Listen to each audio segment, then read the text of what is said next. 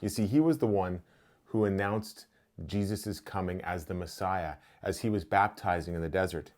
And if you look back in the scripture, you can see when this happens, he points towards this is the Messiah, this is the one that God had sent.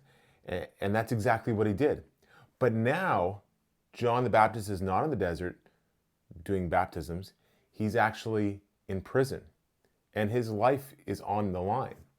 And he sends his disciples to Jesus to say, hey, are you actually the Messiah? Is this actually are you actually the person that I thought you would be? And Jesus responds to him in an interesting way. He actually points to prophecy about himself in the book of Isaiah and the book of Malachi, where he says, go back and report to John what you hear and see. The blind receive sight, the lame walk, those who have leprosy are cleansed, the deaf hear, the dead are raised, and the good news is proclaimed to the poor. Blessed is anyone who does not stumble on account of me. So Jesus is saying, this is the prophecy about the Messiah. Look what's happening. But it doesn't fit for John, his current circumstance. That's where the buyer's remorse comes in. So what can we take from this passage today? What does it speak to us? Well, at times I think we may have buyer's remorse with Jesus, just like John. True. Here's what I mean.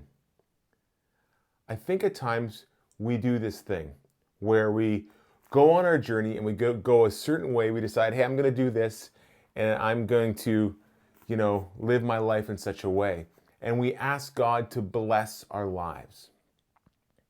But we don't invite Jesus to lead our lives. You see, because sometimes he will lead us to places that don't feel comfortable, that actually are challenging, that actually cause us to grow and learn in order to get through them, that actually cause us to rely on Jesus to get through them. And so we go, I have some buyer's remorse about this Jesus thing. This is tough sometimes. But what Jesus is pointing us back to is, look at what I am doing in you and through you.